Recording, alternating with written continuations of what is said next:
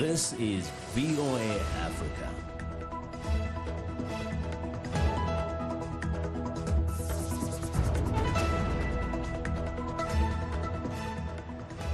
Good evening, I'm Esther Gidhui-Ewart. It's Monday, October 21st. This is Africa 54.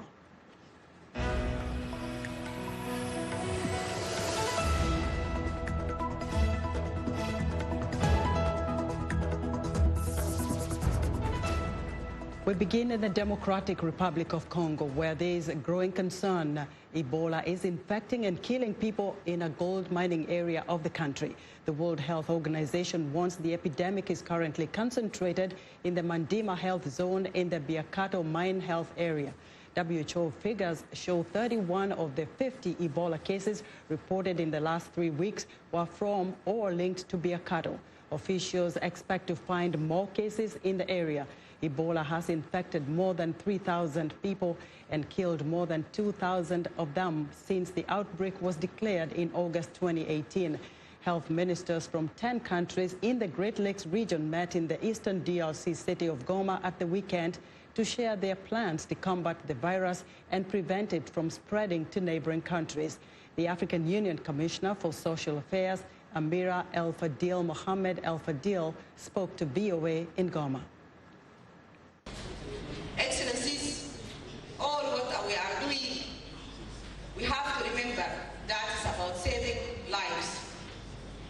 It's about saving lives in DRC, it's about saving lives all over the continent where there is any outbreak happening.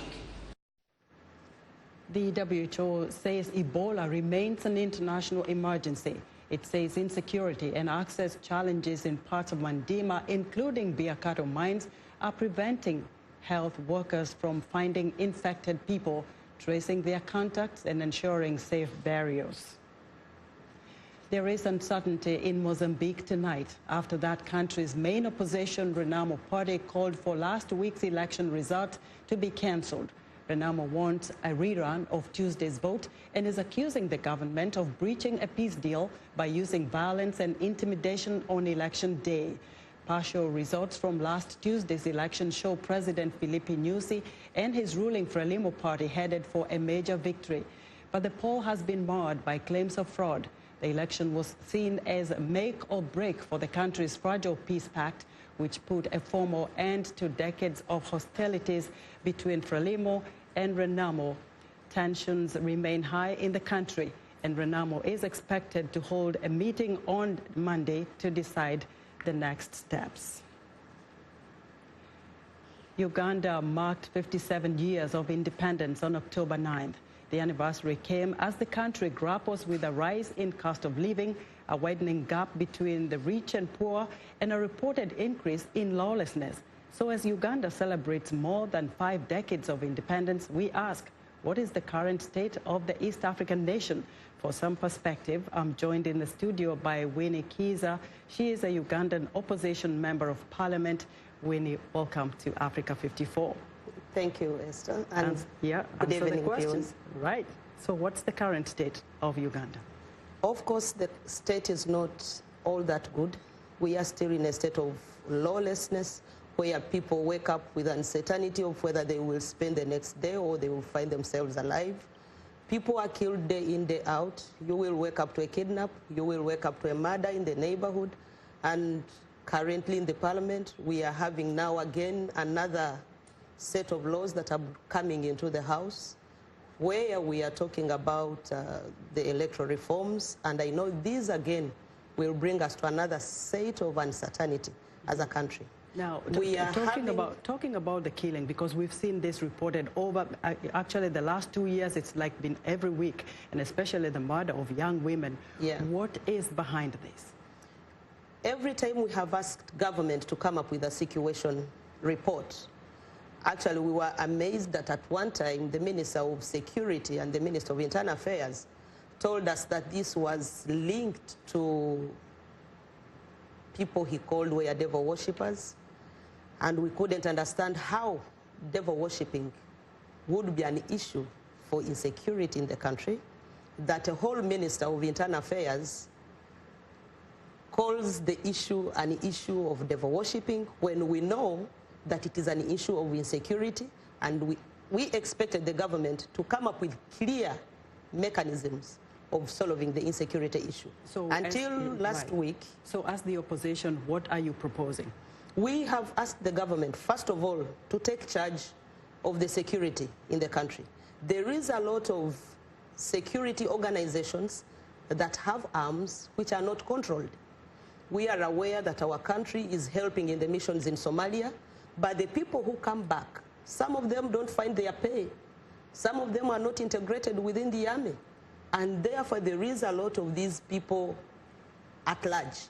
They are not controlled, a lot of joblessness. So I'm going to ask you, because you were at one time, you are the former opposition leader in parliament. Yes. And now you're a member of the opposition. But there is a lot of criticism that even as the opposition speaks against the current presidency and the government, the opposition is not speaking in unison as well. There's a lot of party hopping. What seems to be the problem? We can say the problem is still on what we are building on. We are building on a state of hopelessness, a state that has been failed by the regime that we have been with for the last 33 years. And there is a lot of insecurity in the country where every opposition actor is branded a rebel. This does not keep us together.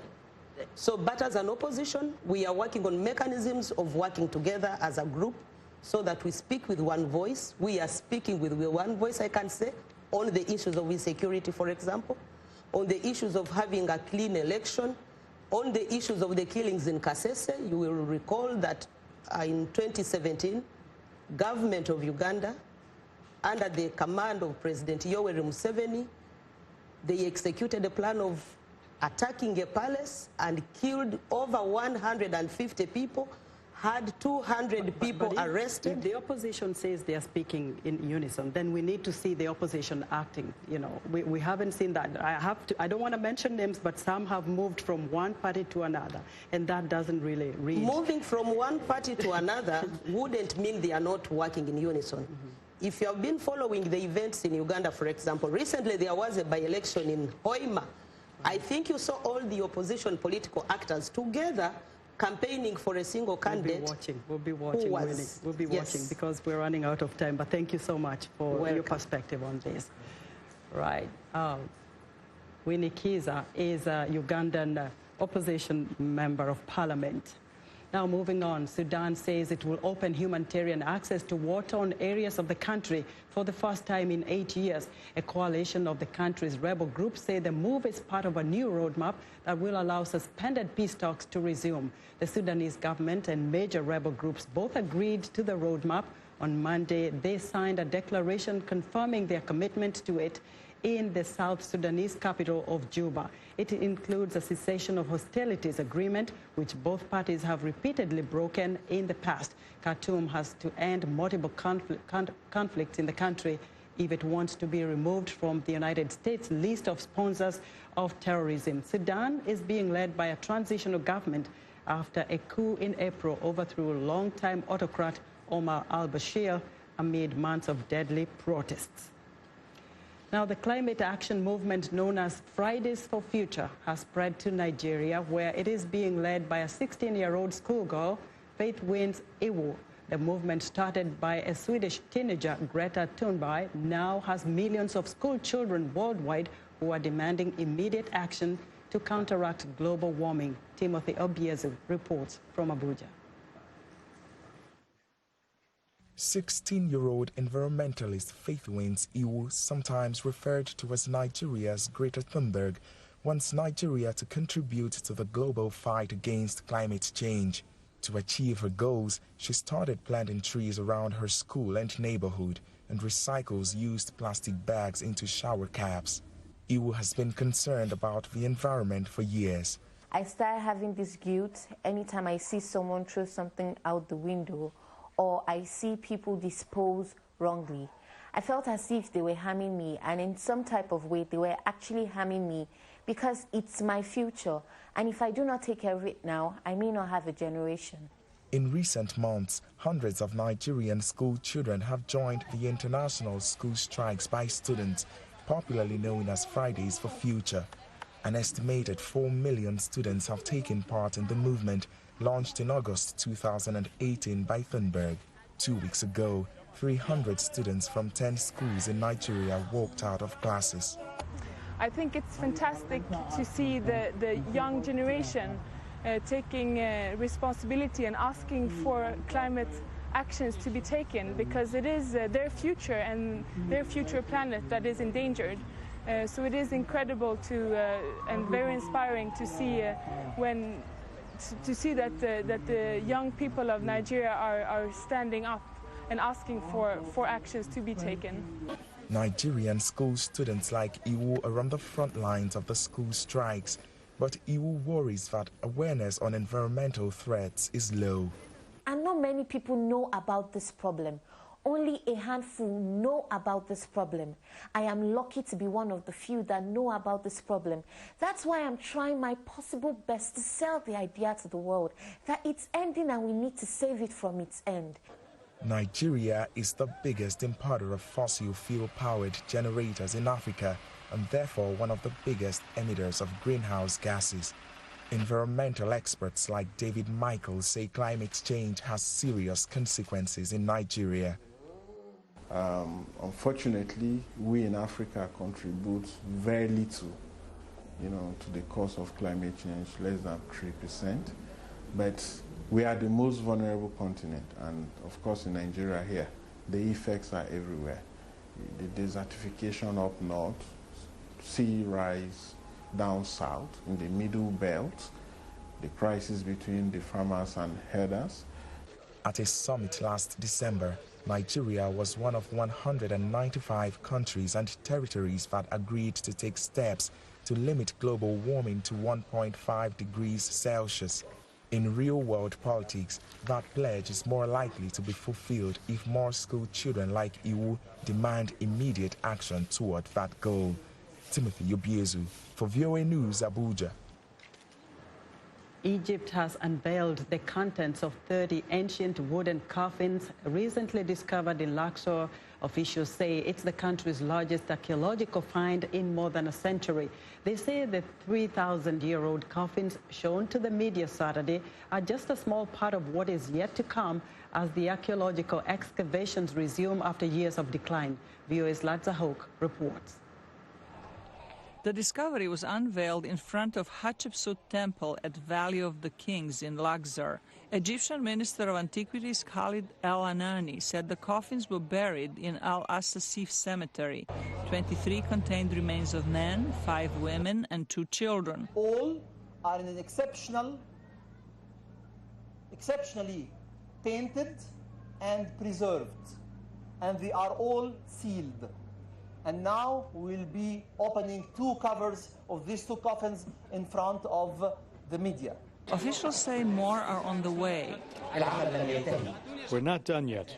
The excavation is still taking place, and as per the minister's request, we will take the media and camera crews to the excavation spot where the coffins were found.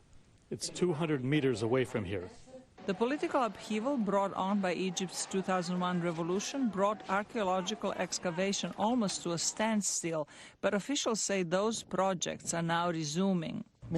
Thanks to the police and the military, we have security and stability that revived the excavations all around Egypt, including 250 foreign expeditions. What is the importance of the latest discovery? This will enrich our knowledge as Egyptologists about the belief of the afterlife, about the workshops that made all these beautiful scenes, the color, the religious scenes, all the Book of the Dead is for everyone, for the common people, for a king or for a priest, and this is why I believe this discovery is very important. The cache of coffins unveiled on Saturday is the first to be discovered by an Egyptian mission after years of foreign-led archaeological digs. The relics will undergo restoration before being moved to a showroom at the Grand Egyptian Museum, due to open next year near the Giza pyramids. The new museum will show a series of major finds of ancient relics that Egypt hopes will revive its tourism sector, which has been undermined by political instability since the 2001 uprising that toppled longtime leader Hosni Mubarak. Zlatica Hoke, VOA News, Washington. I am Sheikh Asali, host and senior editor of VOA's international call-in talk show, Straight Talk Africa. Today we'll examine the tobacco industry. We pretty much touch on anything that you can think of. Politics, health issues, human rights issues, you name it, we talk about it. The issues that we discuss are pertinent to most people on the African continent. A very, very rare and unique opportunity to interact with their leaders. The lyrics could be French, English, Portuguese, Bantu, Arabic. It is the beat. The African beat that counts. The beat does all the translations. It cuts across all languages and gives us the understanding that this is the African beat. It is so distinct and adhesive. It binds us together. African beat on the Voice of America. For more information, visit our website at www.voanews.com/AfricanBeat.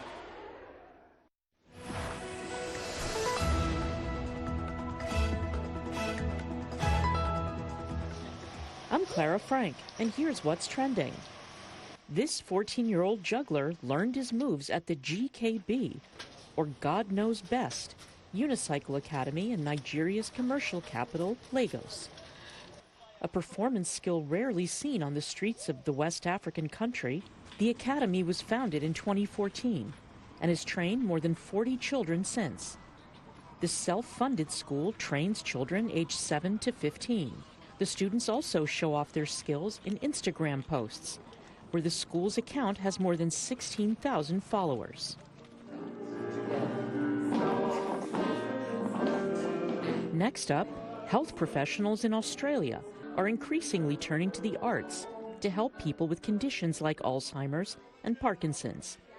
Gallery programs, choirs, and dance classes are proving particularly popular. At this special dance class in Canberra, it's not about what people can't do, but what they can. Turning to exercises and therapy through the arts is becoming an increasingly popular way to help those living with chronic health conditions. And finally, glistening in the Butler and Wilson shop window in London's stylish South Kensington, a large diamante skull sits in the middle of two hand brooches. Nearby are spooky spider brooches, a tiara made of tiny skulls, and a sparkly clutch bag decorated as a spider on its web. According to the business data platform Statista, UK consumer spending for Halloween products has almost doubled since 2013, reaching £419 million British pounds in 2018. And that's what's trending today. Now to other world news, the situation in northeast Syria continues to dominate U.S. politics as Washington debates the Trump administration's foreign policy. As VOA's Michael Sullivan reports, the administration is defending the withdrawal of U.S. troops from the area and a U.S. brokered ceasefire despite reports of continuing conflict. There were reports of casualties in parts of northeast Syria still held by America's Kurdish allies. As U.S. troops withdraw and forces of the Syrian regime take up positions in northern Syria to block Turkish troops under another agreement between the Kurds and Damascus. Kurdish officials warn of ongoing carnage from Turkish attacks, despite a ceasefire that Secretary of State Mike Pompeo and Vice President Mike Pence brokered last week with Turkey. It's worked so far. There's much work to be done to continue to implement it, but we're optimistic. I got a report within the last half hour from my senior leaders who indicate that there's relatively little fighting, a little sporadic small arms fire, a mortar or two. The ceasefire, in place until midnight Tuesday, provides time for the Kurds to withdraw from a buffer zone on the Syrian-Turkish border. The U.S. pullout from the area has been criticized by Democrats and many Republicans. Any president has a lot of latitude in deploying troops, and many of us have been arguing that this was a mistake. One Democrat said Sunday The move gives Russia added influence through its ally, Syria.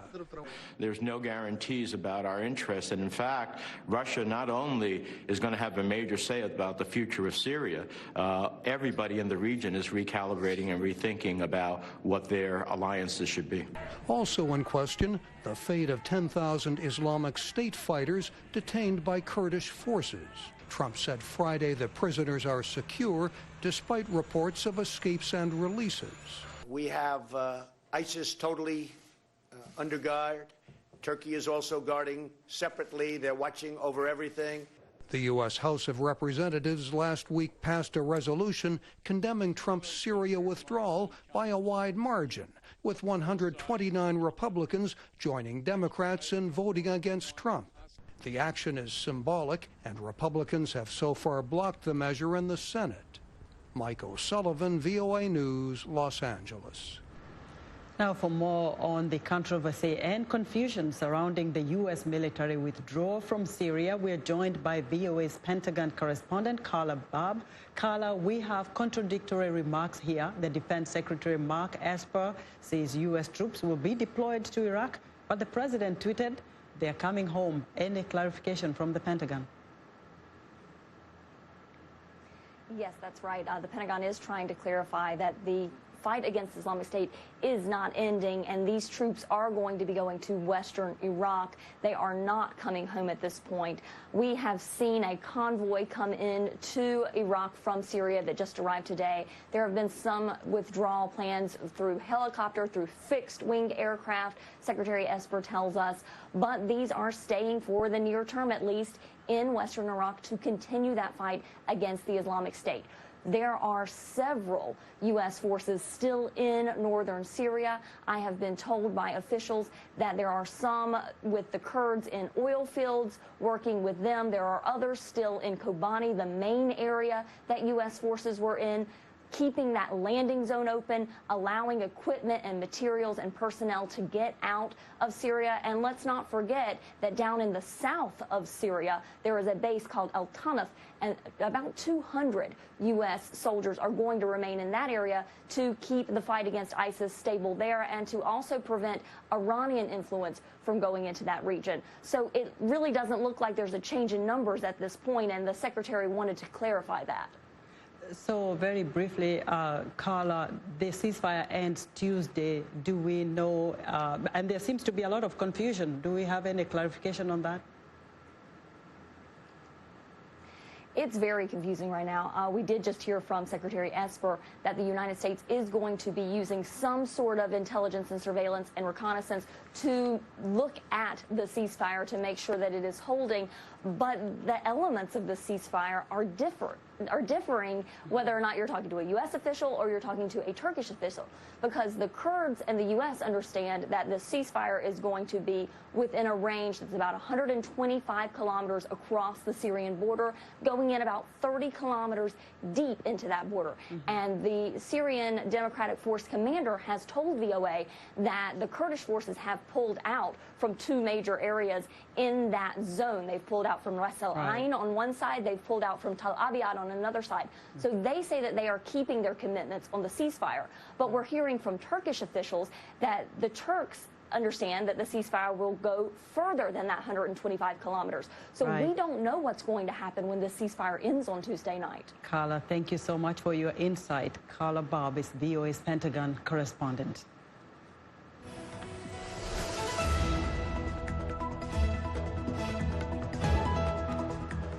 It's time for a Monday Sports Report, and joining us now is Sandy Shomari. Hello, Sandy. Bring us up to speed on what's happening in the world of sports. Oh, thank you, Esther. It was a Rugby World Cup bonanza this weekend, especially for South Africa's Springboks. They brought Japan's fairytale tournament to an abrupt end with a 26-3 victory. The South Africans are proudly entering this position for the 5th time in their history.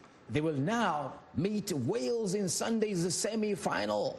Also making history was Wales. They made into the rugby semi-finals for the first time after a razor-thin margin win 2019 against France's Le Bleu in a thrilling quarter-final encounter on Sunday. In another semi-final, England will face New Zealand on Saturday.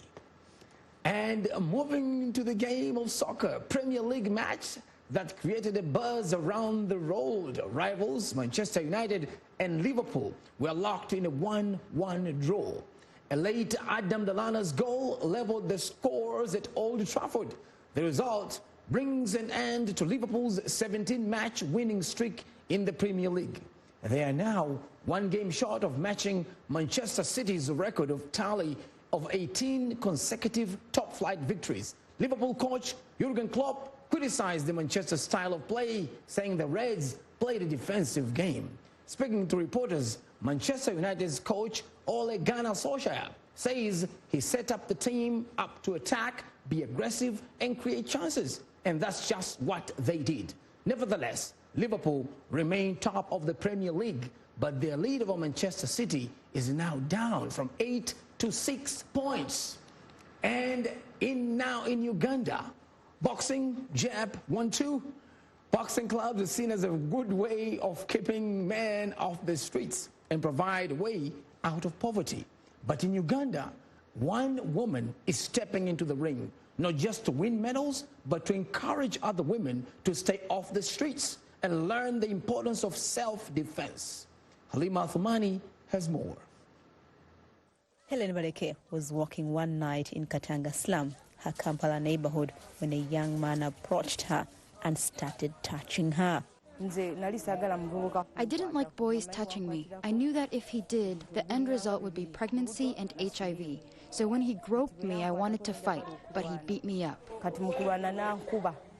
Baleke returned home with a bloody nose. She did not tell her mother about the attack or how she planned to deal with it. Baleke began sneaking out of the house early in the morning to train as a boxer. I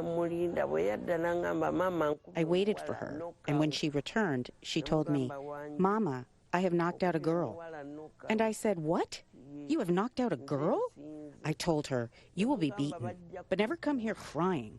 The day they beat your eye and pluck it out, it will be on you." I wasn't happy at all. Baleke's mother warmed up to her daughter's boxing, though, as she kept training, competing and winning.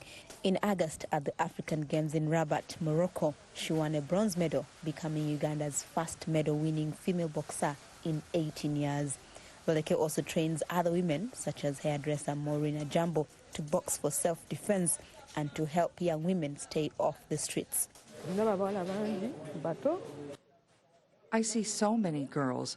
They are young. They drink booze. They get pregnant. Some get the virus that causes AIDS. They can't take care of their children or themselves. They take drugs. They take everything that gets them high. It hurts me. Kampala's Katanga slum is home to 20,000 urban poor who live in crowded conditions and where women are often victims of crime. Coach at Katanga's Rhino Boxing Club, Innocent Kapalata, says more and more young women in the slum are joining the club. Most of those who come to train do it to seek revenge, but I strive to take it out of them, saying we don't train boxers for revenge, but to stay fit and healthy. Something else, boxing is a business. You could get lucky and make some money. To help the women earn money, most